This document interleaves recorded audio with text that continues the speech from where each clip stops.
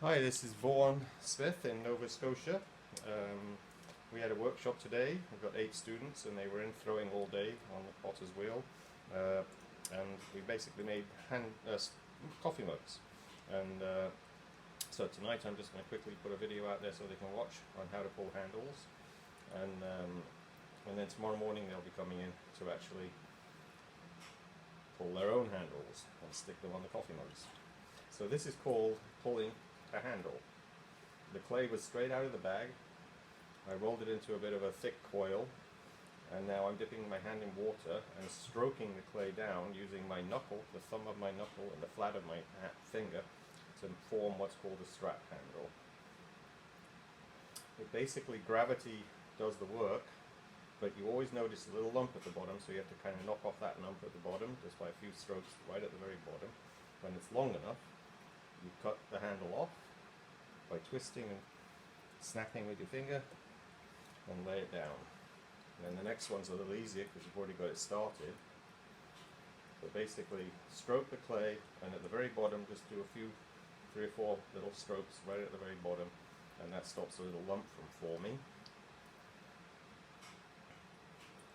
Wet your hand every 6 or 7 pulls, and then do a few little pushes at the very bottom. Turn the clay around a few times. Your knuckle in your thumb makes a little groove, but everybody's hand is a different shape, fingers are different thicknesses, so everybody's handle is very individual to themselves. The main thing is you want to make sure it's thinner at the bottom and a little bit thick at the top, so when you join it, you've got plenty of clay there to smudge into the actual coffee mug. So I need 5 handles for 5 coffee mugs here. I threw these quite early today, so they've stiffened up and I'm soaking them down. Just using a spray bottle. But basically pull the clay down. And then at the very bottom, a couple of little squishes like that will actually stop it from snapping off. You build up a little lump at the very bottom sometimes. So basically, put your finger in and twist it off. Same thing again, you can dip the clay in the water, dip your hand in the water, and then simply squish with your finger and your thumb and pull down.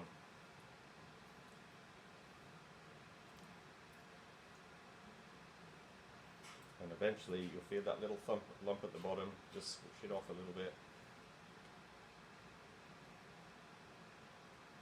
And when it's long enough, take a look at it, put your thumb in and twist the top part, and the bottom part will snap right off. And that's a little handle. Alright. Those should normally stand for a little while, maybe half an hour. But you can actually join them straight away if you're careful. The way I do it, as I said, I threw these early today, so they're stiffening up a little bit. So I've been spraying them. They're actually movable. They're still bendable, so I can actually bend the wall of the clay, and it will actually move so it's enough to join the handle on. So wet it where you're going to be joining. I usually do 5 at a time when I'm throwing on a bat, so I can actually join all 5. I'm just trying to smooth a little slip into the surface there. Just brushing up and down, backwards and forwards. That's why I do 5 at a time, because it's actually a little bit of a production line here when you're doing it like this, so I don't have to keep picking a brush up and down. But most importantly is the clay must be bendable. Stiff, but you should be able to bend it easily. Alright, so we've got 5 handles. Dry my hands out a little bit. Pick the handle up. It's just been pulled. I mean, basically this is quite slippery, but soft clay is real easy to get to join to another piece of clay. So I place it where it needs to join. I've flattened the edge a little bit, move it up and down, side to side, up and down, side to side. And once you feel like it's sticking well enough, hold it, push it in at the bottom, take a look. You want to make sure this is a good proportion for the piece. and look with your eyes to make sure that it's actually straight. Snap a little off at the bottom, curl the bit up at the bottom too, because that helps to actually make sure the mug has got a thick enough area to actually join. And then take the second one. It's nice when you've got a few at a time, because like I said, you don't have to keep picking up the paintbrushes or the tools. I just kind of go along and do all 5 repetitively.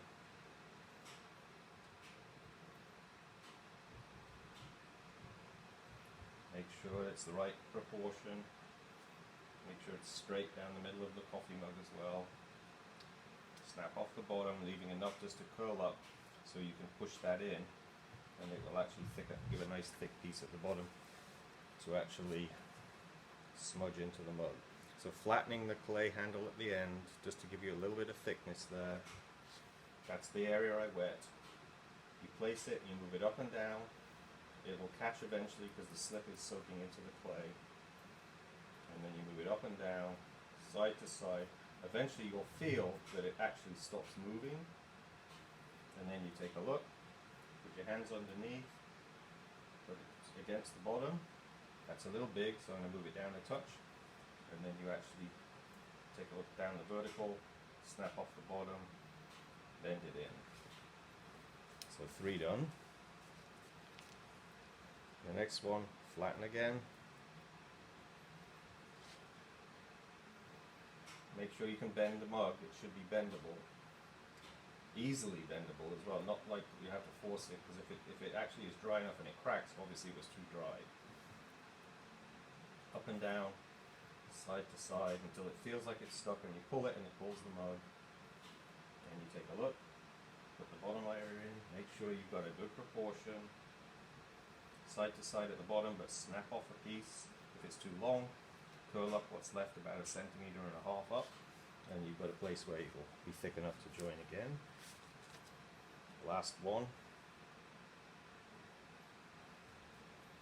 Fingers in, test to make sure it's movable. Move it up and down about 1 centimeter from the top rim, and basically move backwards and forwards, up and down, side to side, until you feel like it's nice and joined. Then hold it at the top, put the bottom part in. Take a look, make sure you've got enough for at least 3 fingers, I would say. Some people have small handles with only 2 fingers in. But I like to think that somebody, especially since everybody's hands are different and some people have large fingers, they need to be able to have a good area to stick it in. Now the next thing you do, I have got a paintbrush that I stick in. Some mugs I can get my hand in, where I put a paintbrush in the bottom, and I simply push against the paintbrush that's on the inside of the mug. And then I smudge it in side to side. Do the same to the next one. Press down. Smudge side to side. The bottom of the mug was already a little bit soft anyway, because it's only the top area that had dried out. Same again here. Push in with your thumb against the paintbrush. Move side to side. And the last one. Push down, smudging, push your thumb side to side. And that's all 5 joined at the bottom. Then using the paintbrush again, it's a paintbrush that's quite old. I simply smudge in underneath the handle, around the edges.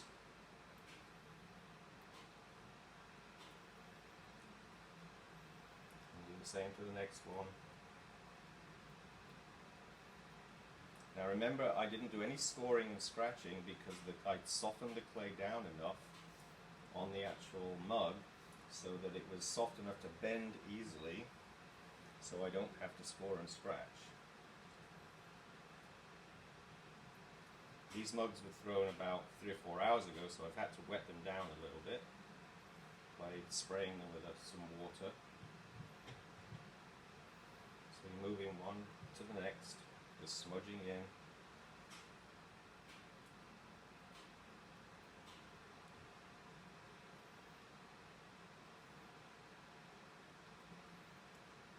Okay, and then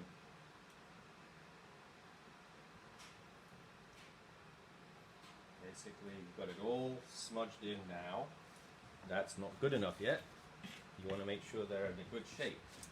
So I need to kind of brush in from underneath, lift the handle a tiny bit, and then down here I always open it up a little bit. So you got a nice curve.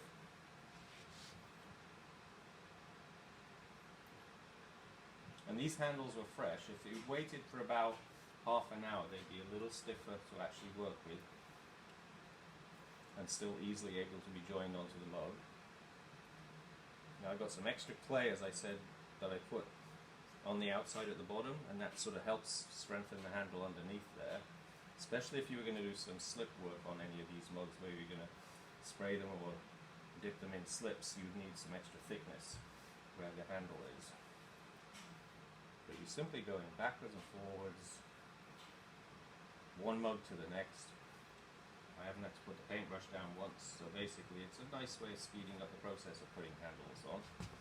Just keep it lubricated.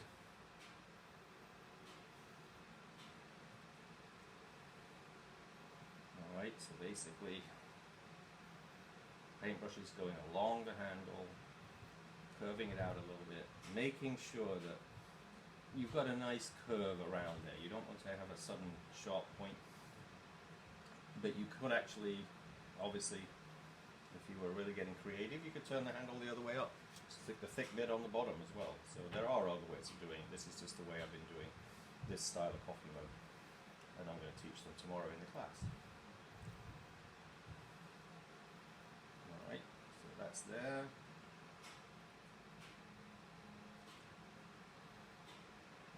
It's been getting dark early these days. It's about 5 o'clock here in Nova Scotia. Alright, here's a little thing. I got this little piece of wasted clay from every mug. So I basically roll it into a ball. Just a little marble basically, and push it on top there of each mug. It's a little sticky at the moment, and if you want to, you can press your thumb into that and you give yourself a little home for the thumb. Put it on top. There. Last one. It's a bit sticky, so I'll use the dry of my hand to actually dry this one out. Put that one on there. I have many stamps that I can press into my clay. I'm choosing a little spiral here.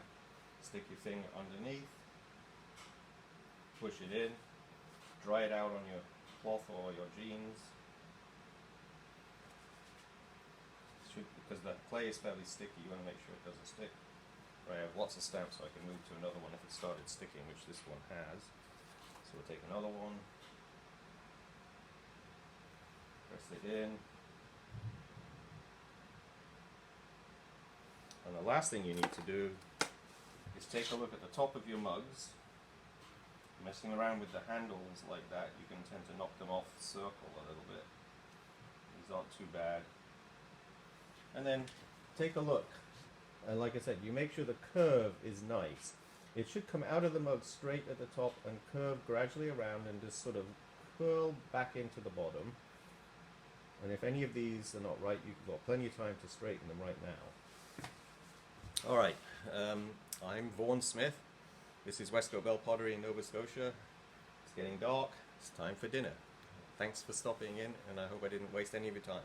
Alright, thank you very much.